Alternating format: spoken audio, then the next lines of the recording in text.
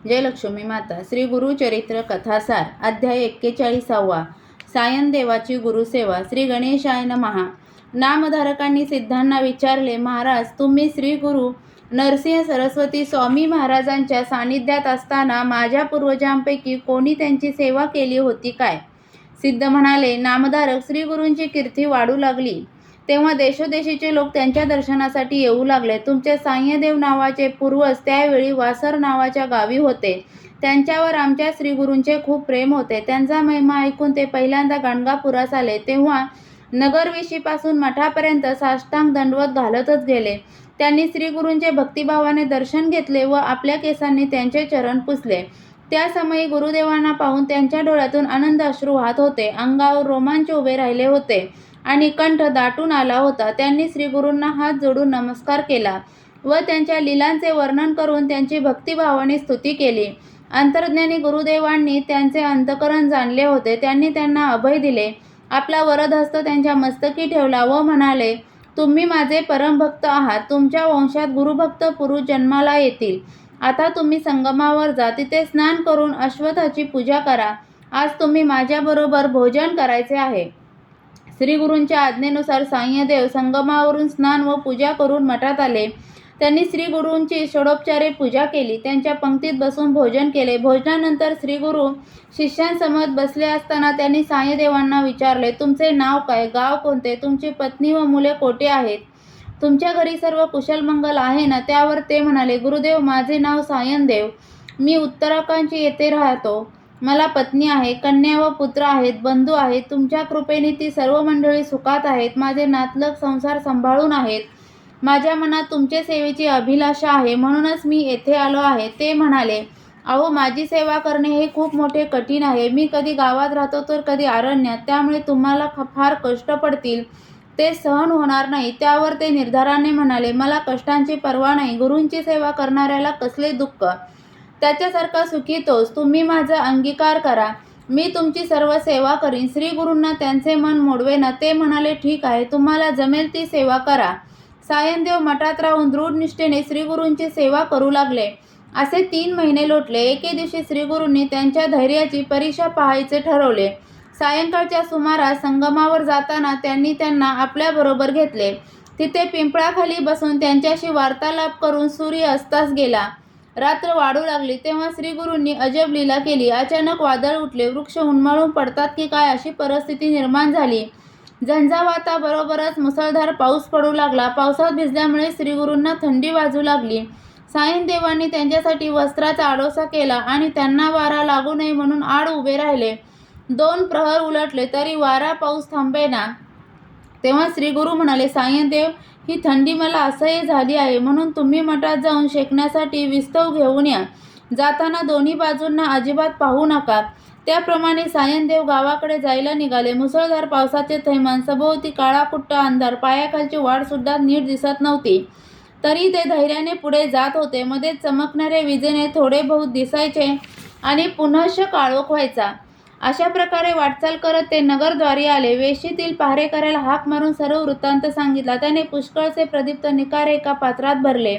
त्यावर सुक्या लाकडाचे तुकडे पसरवले. विस्तव विजू नये म्हणून त्यावर दुसरे आच्छादन घातले आणि ते पात्र त्यांच्या हातात दिले. सायनदेव विजांच्या चमचमाटात मार्गक्रमण करत संगमाकडे निघाले. तेवढ्यात त्यांना मनात श्रीगुरूंनी मला दोन्हीकडे पाहू नये असे का सांगितले असा विचार आला. जिज्ञासेने त्यांचे मन अस्वस्थ झाले. काय असावे बरे असा विचार करून त्यांनी दोन्हीकडे पाहिले आणि भयभीत होऊन जागच्या जागी थिजल्यासारखे उभे राहिले. साहजिकच आहे, दोन्ही बाजूंना 5 फणा असलेले महानाग पाहून कोणीही भीतीने गारटणारच. त्यांना पाहून त्या कडाक्याच्या थंडीतही त्यांच्या सर्वांगाला दरदरून घाम फुटला. त्या प्राणसंकटातून वाचण्यासाठी ते सैरावैरा पळत सुटले. तेव्हा ते नागही त्यांच्याबरोबर धावू लागले. श्रीगुरूंचा मनोमन धावा करत ते कसेबसे संगमावर पोचले. तेथे अनेक तेजस्वी ब्राह्मण श्रीगुरूंच्या सन्मुख बसून वेदपठण करत आहेत असे दृश्य दिसले. ते आणखी जवळ जाता श्रीगुरू एकटेच बसले आहेत असे दिसून आले. हा सर्व काय प्रकार आहे त्यांना काहीच कळेना. पण श्रीगुरूंना पाहून त्यांना धीर आला. मनातील दहशत निवळली. तोपर्यंत पर्जन्य ओसरला होता. मेघही पांगले होते. आकाशात पौर्णिमेचा चंद्र दिसत होता आणि छान चांदणे पडले होते. त्यांनी अग्नी प्रज्वलित केला. तेवढ्यात दोन्ही महानाग तिथे आले. त्यांनी श्री गुरूंना वंदन केले आणि निघून गेले. श्री गुरु म्हणाले, सायनदेव, या सर्पांना पाहून तुम्ही का भयभीत झालात? मी त्यांना तुमच्या रक्षणासाठीच पाठवले होते. आता घाबरू नका. गुरुसेवा किती कठीण असते कळले ना? म्हणून साधू सेवेचे व्रत विचारपूर्वक अंगीकारायचे असते. जो दृढ भक्तीने सेवा करतो त्याला कलिकाळाचेही भय राहत नाही. सायनदेवाने श्री गुरुचे पाय धरले व म्हणाले, स्वामी, कृपा करून मला गुरुभक्ती कशी करावी ते सांगा, म्हणजे तुमची सेवा करताना माझे मन स्थिर राहील. श्री गुरु म्हणाले, पहाट झाली आहे. ब्रह्ममुहूर्तावर हा सर्व उपासनासाठी उत्तम फलप्रद मानला जातो, म्हणून तुम्ही एकाग्र चित्तेने श्रवण करा. गुरुभक्तीचा महिमा खूप थोर आहे. एके दिवशी शिव पार्वती कैलासावर एकांतात बसली होती. तेव्हा देवींनी विचारले, नाथ, गुरुभक्ती कशी करावी याविषयी मला विस्ताराने सांगा. शिवजी म्हणाले, गुरुभक्तीचे महात्म्य काय वर्णन करावे? गुरुभक्तीने सर्व साध्य होते. शिवतत्व आणि गुरुतत्व एकच आहे. अर्थात जगाचे कल्याण करणारी शक्तीच गुरुरूपाने समूर्त झालेली आहे. गुरुभक्तीसारखी सुलभ उपासना नाही. तपश्चर्या, अनुष्ठाने यांना वेळ लागतो. यज्ञात विघ्ने उत्पन्न होतात, पण गुरुभक्तीचे तसे नाही. निर्मळ भावाने गुरुभक्ती करणाऱ्यास यज्ञ, तप, दाने, अनुष्ठाने या सर्वांचेच फळ लवकर प्राप्त होते. अल्पयासे महत्फलप्राप्ती अशी गुरुसेवेची फलश्रुती आहे. या संदर्भातील एक कथा सांगतो. त्वष्टा हे ब्रह्मदेवांचेच अवतार आहे. त्यांना एक पुत्र झाले. ते सुंदर, सुशील आणि सर्व कर्मांमध्ये कुशल होते. त्यांची मुंज झाल्यावर त्वष्टांनी त्यांना विद्याभ्यासासाठी गुरुगृही पाठवले. ते गुरूंची अनेक प्रकारे सेवा करून शिक्षण घेऊ लागले. एके दिवशी प्रचंड वृष्टी झाली. त्यामुळे गुरूंची पर्णकुटी ठिकठिकाणी गळू लागली. तेव्हा ते त्यांना म्हणाले, या पर्णकुटीची प्रत्येक वेळी डागडुजी करावी लागते, तरी पावसाळ्यात त्रास होतोच. म्हणून तुम्ही माझ्यासाठी गळणार नाही, कोसळणार नाही असे भक्कम घर बांधा. ते सुंदर आणि सर्व सुविधांनी युक्त हवे. गुरुपत्नी म्हणाले, वत्स्य, तुम्ही माझ्यासाठी न विणलेली व न शिवलेली अशी प्रमाणबद्ध रंगीत चोळी आणा. गुरुपुत्र म्हणाले, तुम्ही माझ्या पायात व्यवस्थित बसतील अशा पादुका घेऊन या.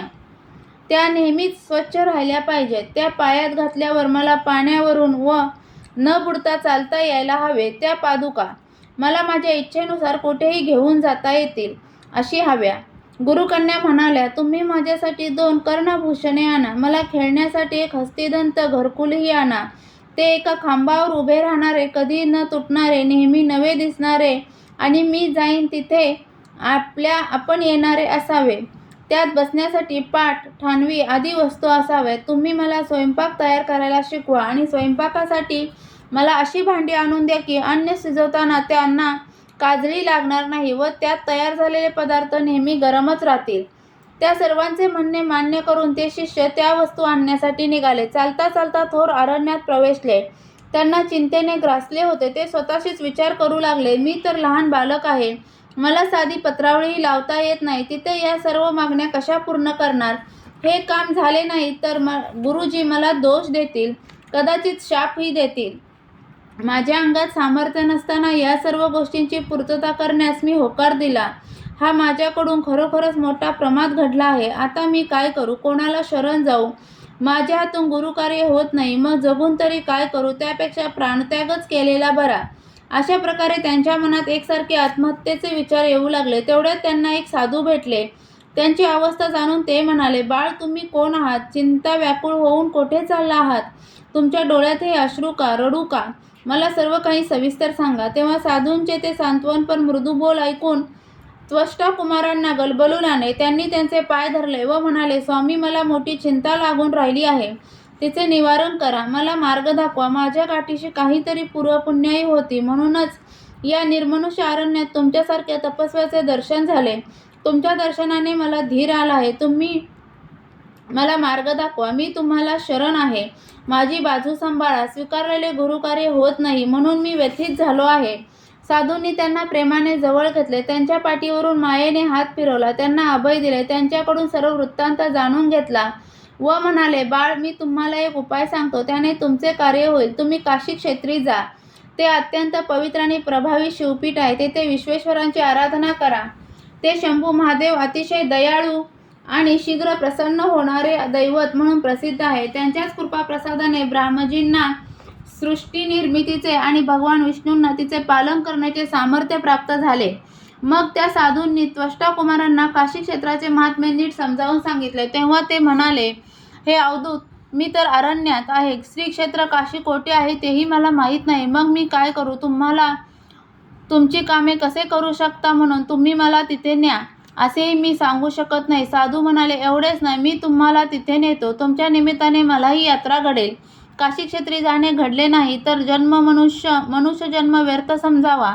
मग त्यांनी त्या शिष्यांना योग सामर्थ्याने तात्काळ काशी क्षेत्री नेले. तिथे गेल्यावर तिथे स्थापन करण्यात आलेल्या शिवलिंगाचे कोणत्या क्रमाने दर्शन घ्यावे ते समजावून सांगितले. म्हणून प्रथम मणिकर्णिकेत स्नान करून विनायकांचे व पांचाळेश्वराचे दर्शन घ्यावे. महाद्वारातून विश्वेश्वरांचे दर्शन घेऊन पुन्हा गंगातीरी यावे. मणिकर्णिकेत तीर्थात स्नान करून मणिकर्णिकेश्वरांची पूजा करावी. तिथून पुढे कंबलेश्वर, वासुकीश्वर, पर्वतेश्वर, गंगाकेशव, ललितादेवी, जरासंधेश्वर, सोमनाथ, शूळकंठकेश्वर, वराहेश्वर, ब्रह्मेश्वरी, अगस्तेश्वर, हरिहरेश्वर, वैजनाथ, धुर्वेश्वर, गोकर्णेश्वर, हाटकेश्वर, अस्तिक्षेप, तटाकेश्वर, किंकरेश्वर, भारभूतेश्वर, चित्रगुप्तेश्वर, पाशुपतेश्वर, पितामहेश्वर, कलेश्वर, चंद्रेश्वर, विश्वेश्वर, विघ्नेश्वर, अग्नीश्वर, नागेश्वर, हरिश्चंद्रेश्वर, चिंतामणी विनायक, सोमनाथ विनायक, वसिष्ठ, वामदेव, त्रिसंदेश्वर, विशालाक्ष, धर्मेश्वर, विश्वबाहू, आशाविनायक, वृद्धादित्य, चतुर्कत्रेश्वर, ब्रह्मेश्वर, मनःप्रमाकेश्वर, ईशानेश्वर, चंडीश्वर, भवानीशंकर, धुंडीराज, राजराजेश्वर, लागुलेश्वर, नकुलेश्वर, पराण्येश्वर, परद्रवेश्वर, पाणिग्रहणेश्वर, गंगेश्वर, मोरेश्वर, ज्ञानेश्वर, नंदिकेश्वर, निष्कलेश्वर, मार्कंडेश्वर, असुरेश्वर, तारकेश्वर, महाकाळेश्वर, महेश्वर, मोक्षेश्वर, वीरभद्रेश्वर, अविमुक्तेश्वर, पंचविनायक, आनंदभैरव अशी अंतर्गृहाची यात्रा करून पुन्हा काशी विश्वनाथांचे दर्शन घ्यावे. तेथील मुक्तिमंडपात उभे राहून अंतर्गृहस्य यात्रेय यथावद्या मया कृतः न्यूनातिरिक्तया शंभुः प्रियतामनया विभुः हा मंत्र म्हणावा. त्यानंतर विश्वनाथांना नमस्कार करून काशीतील दक्षिण मानस यात्रा करावी. आधी मणिकर्णिका तीर्थात स्नान करावे. मग विश्वनाथांची पूजा करून यात्रेचा संकल्प करावा. यात्रारंभी मोदादी पंचविनायकांचे दर्शन घ्यावे. मग पुढील प्रमाणे लिंगांचे दर्शन घ्यावे. धुंडीराज, भवानीशंकर, दंडपाणी आणि विशालकाक्ष. मग धर्मकुपात स्नान व श्राद्धादी विधी करून अनुक्रमे धर्मेश्वर, गंगाकेशव, ललितादेवी, जरांदेश्वर, सोमनाथ, वराहेश्वर, दशाश्वमेधतीर्थ, दशाश्वमेधेश्वर, प्रयागतीर्थ, प्रयागेश्वर, शीतलेश्वर, बंदीदेवी, सर्वेश्वर, धुंडीराज, तिळभांडेश्वर, रेवाकुंड, मानसकुंड, मानसेश्वर, केदारकुंड, केदारेश्वर, गौरीकुंड, वृद्ध केदारेश्वर, हनुमंतेश्वर, रामेश्वर, कृमिकुंड, सिद्धेश्वर, स्वप्नकुंड, स्वप्नेश्वर, संगमतीर्थ, संगमेश्वर, लोलार्ककुंड, गती प्रदीपेश्वर, अर्कविनायक, पराशरेश्वर, सन्निधहत्यकुंड, कुरुक्षेत्रकुंड, अमृतकुंड, दुर्गाविनायक, 64 योगिनी, कुकुटद्विज यांचे दर्शन घ्यावे. कुकुटद्विजांना वंदन करून पुढील मंत्र म्हणावा. वाराणस्यः दक्षिणे भागे कुकुटो नामः द्विजः तस्य स्मरणमात्रेण दुःस्वप्नसः सुस्वप्नो भवेत्. तिथून गोबाई, रेणुका, शंखोद्वारकुंड, शंख विष्णू, कामाक्षीकुंड, कामाक्षी देवी, अयोध्याकुंड, सीताराम, लवअंकुशकुंड, लवांकुश, लक्ष्मीकुंड, लक्ष्मीनारायण, सूर्यकुंड, सांबादित्य, वैद्यनाथकुंड, वैद्यनाथ, गोदावरीकुंड, गौतमेश्वर, अगस्तीकुंड, अगस्तेश्वर, शुक्रकुंड, शुक्रेश्वर, अन्नपूर्णा, ज्ञानकुंड, ज्ञानेश्वर, दंडपाणी व आनंदभैरव या क्रमाने दर्शन घेऊन विश्वनाथांच्या मंदिरात जावे. अशा प्रकारे दक्षिण मानस यात्रा पूर्ण होते. ही यात्रा करताना कुंडामधील जलाने स्नान करून मगच त्या सन्निध अधिष्ठित असलेल्या देवतेचे दर्शन घ्यावे. त्यानंतर उत्तर मानस यात्रा करावी. प्रथम पंचगंगा संगमा तीर्थात म्हणजेच गंगा, यमुना, सरस्वती, किरणा आणि धूतपापा स्नान करावे. तिथून अनुक्रमे बिंदुमाधव, नरसिंह, मंगळागौरी, गभस्तेश्वर, मयूखादित्य यांचे पूजन करून विश्वेश्वरांचे दर्शन घ्यावे. मुक्तिमंडपात उत्तर मानस यात्रेचा संकल्प करून यात्रेस निघावे. मग अनुक्रमे आदित्य, अमर्दकेश्वर, पापभीश्वर, नवग्रह, काळभैरव, क्षेत्रपाळ, काळकुंड, काळेश्वर, हंसतीर्थ, कृत्तिवासेश्वर, शंखकुंड, रत्नेश्वर, सितेश्वर, दक्षेश्वर, चतुर्वर्केत्रेश्वर, वृद्धकाळकुंड, काळेश्वर, अपमृत्यूश्वर, मंदाकिनी तीर्थ, मध्यमेश्वर, जंबुकेश्वर, वक्रतुंड, दंडखातकुंड, भूतभैरव, ईशानेश्वर, जैगिष्यव्यगुहा, घंटाकुंड, वासेश्वर, कंदुकेश्वर, ज्येष्ठकुंड, ज्येष्ठेश्वर, सप्तसागरतीर्थ, वाल्किमेश्वर, भीमलोटा, भीमेश्वर, मातृपितृकुंड, पिशाचमोचनतीर्थ, कपर्देश्वर, कर्कोटकुंड, कर्कोटेश्वर, ईश्वर गंगातीर्थ, अग्नीश्वर, चक्रकुंडतीर्थ, उत्तरार्क, मत्स्योदरकुंड, ओंकारेश्वर, कपिलेश्वर, ऋणमोचनतीर्थ, पापविमोचनतीर्थ, कपालमोचनतीर्थ, कुलस्तंभ, वैतरणीतीर्थ, कपिलाधारातीर्थ, वृषभध्वज, ज्वाला नरसिंह, वरुणा संगमतीर्थ, केशवादित्य, आदिकेशव, प्रल्हादतीर्थ, प्रल्हादेश्वर, त्रिलोचनेश्वर, असंख्यातेश्वर, महादेव, द्रुपदेश्वर, गंगेश्वर, यमुनेश्वर, सरस्वतीश्वर, काम्यतीर्थ, कामेश्वर, गोप्रतारतीर्थ असे भ्रमण करत पुनश्च पंचगंगा संगमतीर्थी यावे. तिथे स्नान करावे. मग मणिकर्णिका तीर्थात स्नान करून जलाशायी, हनुमंत, मोदादी, पंचविनायक, अन्नपूर्णा, धुंडीराज, ज्ञानकुंड, ज्ञानेश्वर, दंडपाणी, पंचपांडव, द्रौपदी, द्रुपदविनायक, आनंदभैरव आणि अविमुक्तेश्वर यांचे दर्शन घेऊन पुन्हा विश्वनाथांच्या मंदिरात जावे. अशा प्रकारे उत्तर मानस यात्रा पूर्ण होते. त्यानंतर विश्वनाथांना वंदन करून पुढील प्रमाणे प्रार्थना करावी. उत्तर मानस यात्रेयं यथावद्य मया कृतः न्यूनतिरक्त शंभुः प्रियतमानयः विभुः. मग साष्टांग नमस्कार करून पंचक्रोशीतील पवित्र स्थानांची यात्रा करावी. सिद्ध म्हणाले, नामधारक, गुरुचरित्र श्रवण करण्याची तुमची अवस्था पाहून मी प्रसन्न झालो आहे. तुम्हाला चारही पुरुषार्थ साध्य होतील असा माझा आशीर्वाद आहे. अध्याय 41 समाप्त. गुरुचरित्र कथासार यातील 41वा अध्याय वाचनाने किंवा ऐकण्याने मिळणारी फलश्रुती म्हणजे तुमच्याकडून गुरुसेवा घडेल, तसेच गुरुसेवा घडल्याचे पुण्य मिळेल.